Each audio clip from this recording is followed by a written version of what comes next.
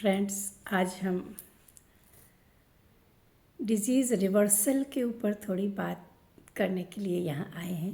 आप सबके साथ अपने एक्सपीरियंस भी शेयर करेंगे और जो डाइट आपकी हर हेल्थ इशू को रिवर्स करने की ताकत रखती है, क्षमता रखती है, उस डाइट को हम यहाँ पर शेयर करेंगे। एक्चुअली फ्रेंड्स, जो हम डेली यूज़ में खाना खा रहे हैं अपनी डेली लाइफ में, उसमें अनाज की मात्रा बहुत ज़्यादा है। सुबह भी मोस्टली लोग नाश्ते में अनाज ही खाते हैं, चाहे वो पोहा हो, चाहे वो खस्ता कचौड़ी हो, पूड़ी हो। जो भी डिश हम खा रहे हैं वो अनाज से बनी हुई है। लंच में जो हम खा रहे हैं उसमें भी दाल, चावल, सब्ज़ी, रोटी, दही, तो उसमें भी अनाज का प्रपोर्शन ज़्यादा है। और रात के डिनर में भी हम अनाज खा रहे हैं, चाहे हम पनीर की सब्ज़ी खा रहे हों रोटी के साथ, पूड़ी के साथ, साथ में चावल है और दाल की कोई ना कोई ऐसी डिश है। तो हमारे भोजन में अनाज की अधिकता है और अनाज जो है हैवी होता है, उसमें प्रोटीन्स होते हैं और वो खाने में हैवी होता है और स्टिकी भी होता है। तो अनाज का प्रपोर्शन हमें बहुत समझदारी के साथ अपने डाइट में शामिल करना है। ज़रूरी है प्रोटीन्स भी हमें मिलने चाहिए, जो ज़्यादातर हमें अनाजों से मिल रहे हैं। तो हम उस प्रोटीन को कैसे लें, अनाज को किस तरीके से हम खाएं तो हमें प्रोटीन भी मिले और वो अनाज हमारे आंतों के लिए स्टिकी भी ना हो, ये भी हमें जानना बहुत ज़रूरी है। तो एक ऐसा डाइट प्लान हम फॉलो करें अगर हमें अपनी डिज़ीज़ ठीक करना है, हमें हेल्दी रहना है और हमें फुर्तीला भी रहना है। तो बताती हूँ फ्रेंड्स, इसमें सबसे पहली डाइट जो हमें लेनी है वो है जूस, ग्रीन जूस। तो ग्रीन जूस जो सबसे सिंपल है, जिसमें आपको कई चीज़ें नहीं लेनी हैं, वो सबसे सिंपल जूस होता है। तो आप क्या कर सकते हैं, आप कुकम्बर जूस ले सकते हैं गर्मियों में। आप खीरे को काटिए, मिक्सी में पीसिए और उसको छानने वाले क्लॉथ से छान लीजिए। और आप जूसर से, अगर आपका अच्छे क्वालिटी का जूसर है आपके पास, तो खीरे का जूस आप जूसर से भी निकाल सकते हैं। इसके अलावा जो दूसरा सबसे अच्छा अल्कलाइन जूस, ग्रीन जूस है, वो है एशगॉर्ड का, जिसका हम पेठा बनाते हैं, जिसको कुछ लोग कुमड़ा कहते हैं। अलग अलग जगह उसके अलग अलग नाम हैं। तो वो कद्दू की तरह ही होता है, लेकिन उसमें ऊपर, छिलके के ऊपर हल्की सफ़ेद सी लेयर जमी रहती है, जैसे राख लगी हुई हो, तो उसको एशगॉर्ड इसीलिए कहते हैं। तो उसका जूस सबसे ज़्यादा अल्कलाइन होता है और सबसे ज़्यादा क्लेंजिंग क्षमता रखता है। तो दोस्तों, फ़ायदा क्या है, जब हम सुबह उठ के सबसे पहले जूस लेते हैं तो वो जूस हमारी आंतों में जाके, चूँकि रात भर हमने कुछ नहीं खाया था तो हमारा पेट बड़ा ही रेस्टिंग मोड में है, उस वक्त अगर हम जूस ले लेते हैं तो जूस अंदर जाके क्लेंजिंग का काम करता है, डिटॉक्स करता है।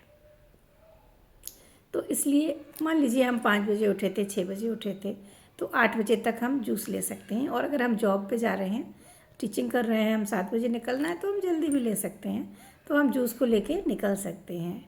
और जूस के बाद 2 घंटे बाद आपको जब ब्रेकफास्ट लेना है, अगर आपने देर में जूस पिया है तो 1 घंटे बाद भी आपको भूख लग जाएगी, तो आप कम गैप से भी ले सकते हैं, लेकिन आइडियल गैप जो है 2 घंटे का है। जूस के 2 घंटे बाद आपको कोई भी फल एक लेना है, जैसे एप्पल है, पपाया है। तो केले को मोस्टली हम अवॉइड करते हैं, क्योंकि केला जो है वो ड्राई फल है, उसमें पानी की मात्रा कम है। लेकिन अगर कोई और फल नहीं मिल रहा है तो आप केला भी ले सकते हैं। अच्छा ये रहेगा कि हम कोई और फ्रूट लें। अगर हमें कोई क्रोनिक डिजीज़ है तो हमें मोनो फ्रूट लेना है, मतलब एक ही फ्रूट लेना है। लेकिन अगर बहुत सीरियस कंडीशन नहीं है डिजीज़ की, तो आप 3-4 तरह के फ्रूट भी मिक्स कर सकते हैं, लेकिन खट्टा और मीठा मिक्स ना करें। अच्छा हो कि हल्के मीठे फ्रूट्स रहें, जैसे अभी बरसात में नाशपाती आने लगेगा, तो फ्रूट का सिलेक्शन ऐसा हो कि मौसम के फ्रूट्स हों, ज़्यादा महंगे फ्रूट्स और बाहर से निर्यात आयात किए हुए फ्रूट्स ना लें। जो फ्रूट्स हमारे रीजन में उगते हैं और आराम से मिल जाते हैं, उन्हीं फ्रूट्स का सेवन करें। इसके बाद फ्रेंड्स आता है हमारा लंच का समय। फ्रूट लेने के 2 या 3 घंटे बाद हमें लंच लेना है। बाय द वे, अगर बीच बीच में आपको भूख लगती है, चूँकि हैबिट है हमें बराबर खाते रहने की, तो आप नमकीन ना खाइए, बिस्किट ना खाइए, चाय मत पीजिए, कॉफ़ी मत पीजिए, ऐसी कोई चीज़ मत खाइए जो ज़िंदा चीज़ नहीं है। इसकी थ्योरी यही है कि हमें नेचर से आई चीज़ को नेचुरल ही लेना है, उसे कुछ कन्वर्जन नहीं करना है बहुत ज़्यादा, मिनिमम कन्वर्जन के साथ, मिनिमम छेड़खानी के साथ हम उसको खाएं। तो अभी तक देखिए फ्रेंड्स, हमने मॉर्निंग में जूस पिया और हमने उसके बाद ब्रेकफास्ट में फ्रूट्स खाए। अभी हम सब ज़िंदा चीज़ खा रहे हैं, जो नेचर से हमें जैसे मिली है वैसे ही खा रहे हैं। अब लंच के समय में हमें क्या करना है कि अगर मिट्टी की कढ़ाई मिल जाए तो बेस्ट है, अगर नहीं भी है तो लोहे की कढ़ाई या स्टील की कढ़ाई में हम अपनी सब्ज़ी को पकाएंगे। तो सब्जियों को क्या करना है फ्रेंड्स कि हम काट लेंगे, मिक्स वेजिटेबल भी बना सकते हैं, एक सिंगल वेज भी ले सकते हैं। तो पहले हमें कढ़ाई में जो भी मसाले हमें डालने हैं, ज़ीरा है उसको फ्राई कर लिया, भून लिया, ड्राई रोस्ट कर लें। उसके बाद फिर धनिया, हल्दी, जो भी आपको डालना पसंद हो वो डालें और रोस्ट कर लें। मिर्च ना खाएं, लाल मिर्च बिल्कुल ना खाएं। और फिर उसमें हम अपनी सब्जियों को डाल देंगे और पानी डाल देंगे। अभी हम इसमें नमक नहीं डालेंगे, ठीक है। इसको हम ढक के पका लेंगे। जब तक ये पकती है हम क्या करेंगे, हम टमाटर लेंगे, हरी मिर्च खाना है, अगर आपको चटपटा पसंद है तो आप हरी मिर्च डालिए। टमाटर लेंगे, हरी मिर्च लेंगे, थोड़ा सा अदरक ले लेंगे और इसमें हम थोड़ी सी कच्चे नारियल की गिरी, जो कच्चा नारियल आता है ना, जिसे हम फोड़ते हैं, पूजा में रखते हैं, अंदर पानी और गिरी निकलती है, तो उस गिरी को हम थोड़ा सा टमाटर के साथ डाल देंगे, पीस लेंगे। अब इसी में हम थोड़ा नमक ऐड कर लेंगे। तो जब हमारी सब्ज़ी पक जाएगी, बहुत ओवर कुक नहीं करेंगे, जब पक जाएगी बस खाने लायक, तो हम चूल्हे को बंद कर देंगे और हम ये टमाटर वाला मिक्सचर सब्ज़ी में मिला के उसे 5 मिनट और ढक के छोड़ देंगे। एक्चुअली बात ये है कि जो टमाटर है वो अगर पक जाता है तो वो एसिडिक हो जाता है, तो इसलिए हम टमाटर को आग में पका नहीं रहे हैं। हम टमाटर को पीस के टेस्ट के लिए सब्जी में डाल के गैस को बंद कर दे रहे हैं। तो टमाटर को पकाना नहीं है, जो 5 मिनट अंदर स्टीम है सब्जी में, उसी से वो टमाटर एब्सॉर्ब हो जाएगा और सब्जी में टेस्ट दे देगा, ठीक है। तो उसको हम 5 मिनट रख देंगे। और जो हम चपाती बनाएंगे फ्रेंड्स, तो चपाती को हम अगर गेहूं की आटे की ही बना रहे हैं तो हम गेहूं का आटा लेंगे और उसमें हम किसी सब्जी का पल्प मिलाएंगे। आपने जो जूस बनाया था उसका पल्प भी आप ले सकते हैं, उससे भी आटा गूंथ सकते हैं, नहीं तो फिर आप चुकंदर का पल्प ले सकते हैं। चुकंदर को बहुत महीन साइड से अगर कद्दूकस करें तो उससे भी आटा गूंथ जाता है। तो हम जो रोटी बनाएंगे उसको हम पल्प मिला के बनाएंगे तो तकरीबन 50% हो जाता है, तो आपके अनाज की क्वांटिटी और कम हो जाती है।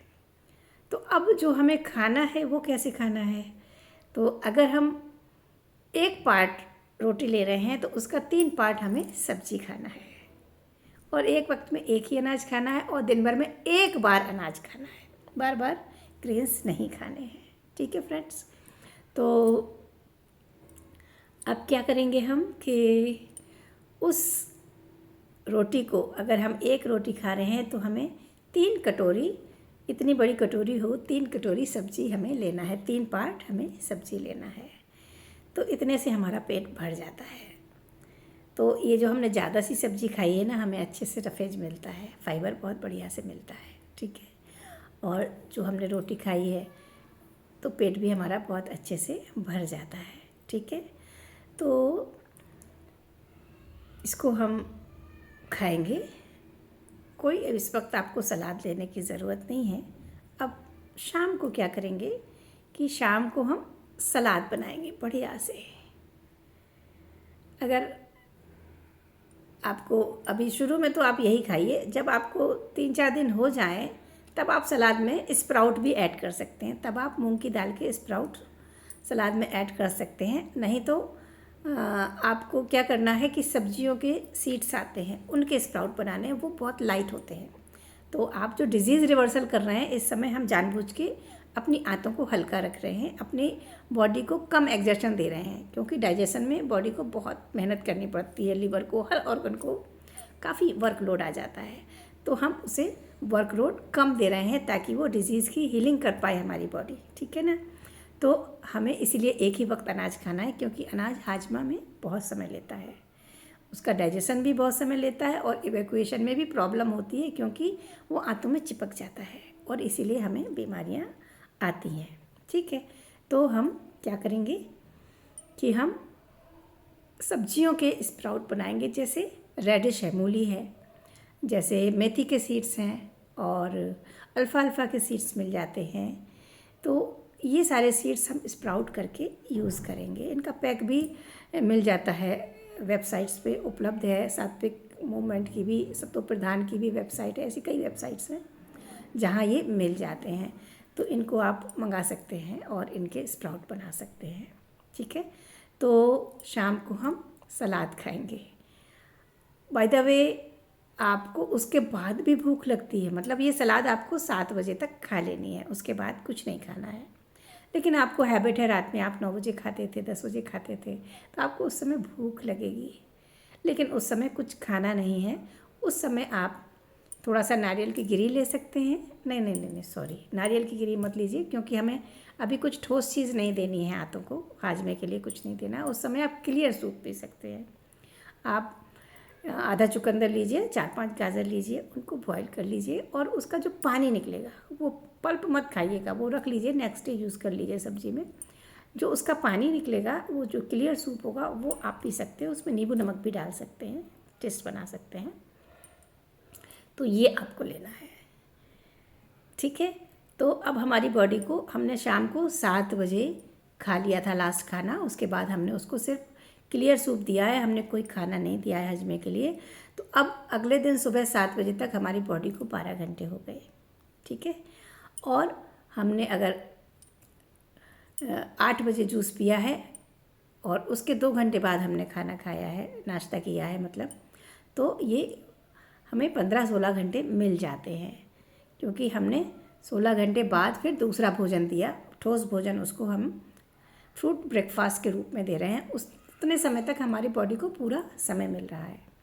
तो इसको इंटरमिटेंट फास्टिंग कहते हैं। इससे क्या होता है, हमारे बॉडी को हीलिंग का समय मिलता है, जिसको हम ऑटोफेजी भी कहते हैं। ये ऑटोफेजी का एक छोटा सा फ़ायदा है, लेकिन ऑटोफेजी का सबसे बड़ा फ़ायदा तब मिलता है जब हम कंटिन्यूअस या तो 24 घंटे का फास्ट करें या फिर हम 72 घंटे का फास्ट करें। तो अगर कोई बड़ी डिजीज़ हमें हील करनी है, तो ये वाला जो हम खाना बता रहे हैं आपको, ये भोजन लेने के तकरीबन 1 महीने बाद, तब आपकी बॉडी इतनी रिकवर हो जाती है कि आपको जूस फास्ट करना इजी हो जाता है।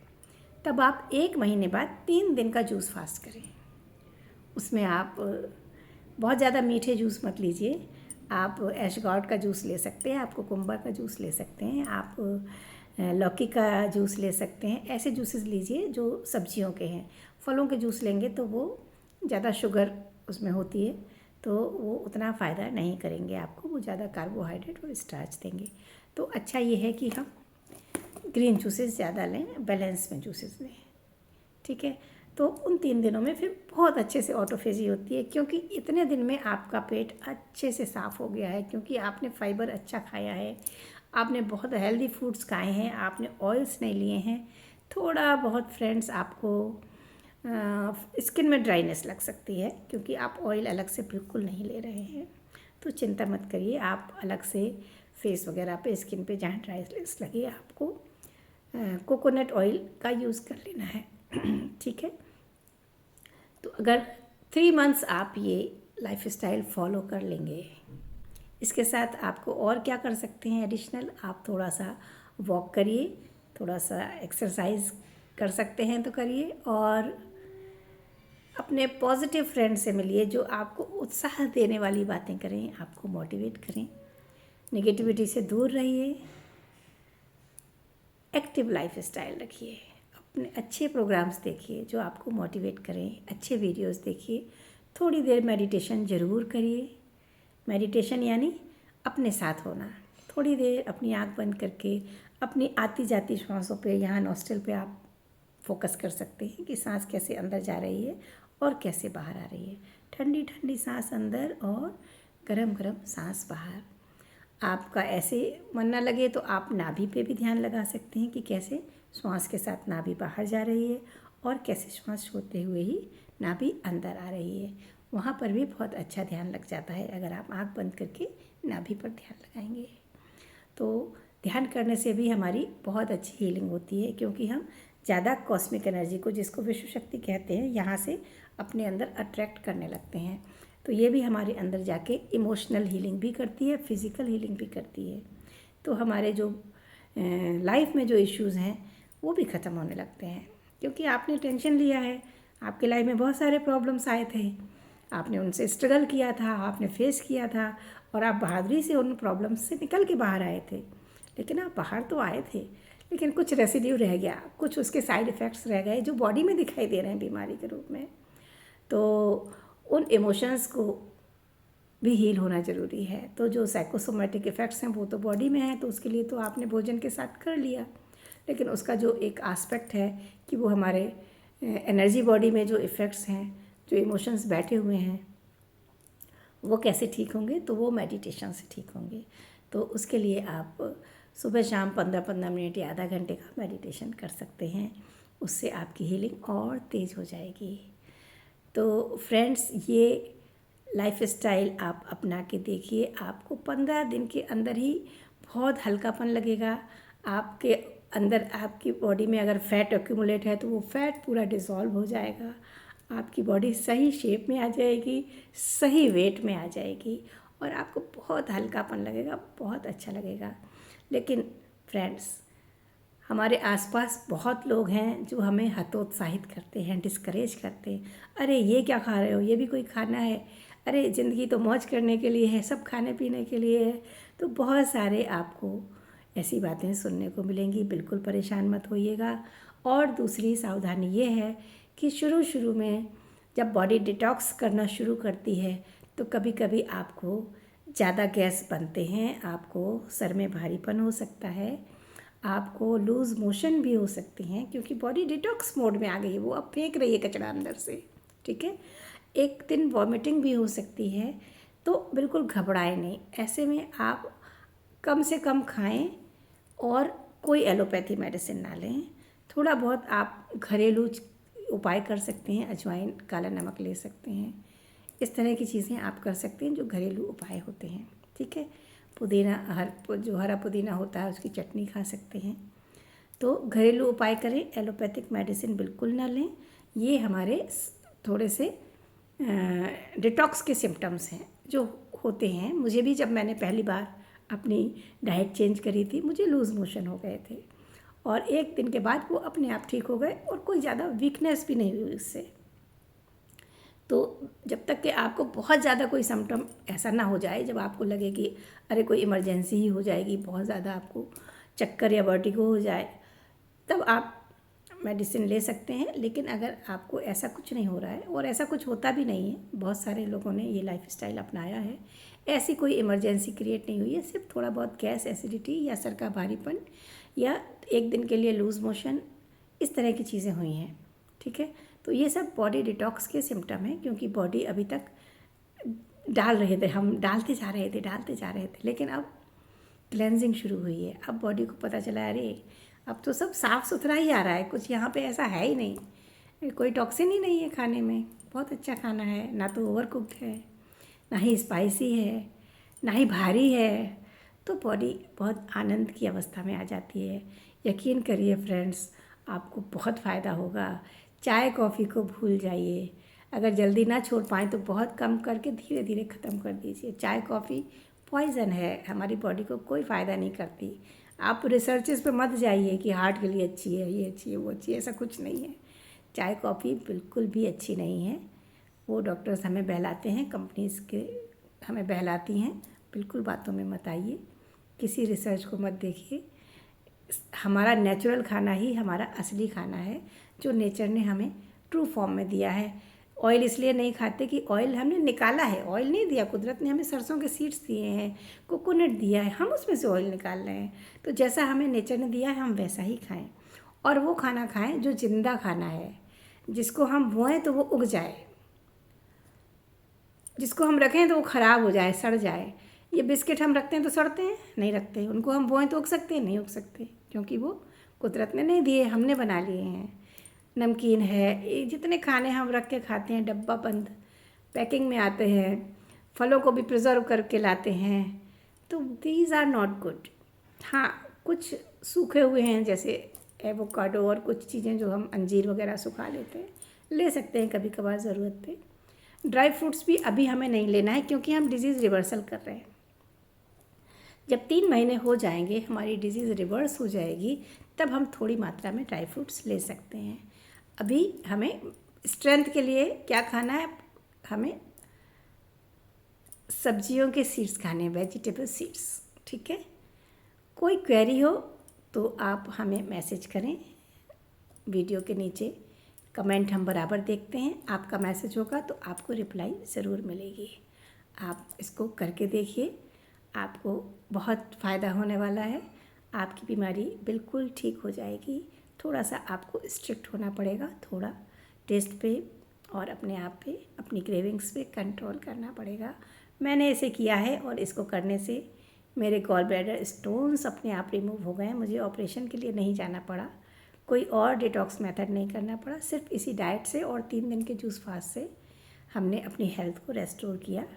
और साथ में हम मेडिटेशन ज़रूर करते थे फ्रेंड्स, तो आप लोग भी मेडिटेशन ज़रूर करिएगा, क्योंकि अपने आप से जुड़ना बहुत ज़रूरी है। उससे हमारी इमोशनल और मेंटल हीलिंग हो जाती है। सो थैंक यू फ्रेंड्स, नमस्ते।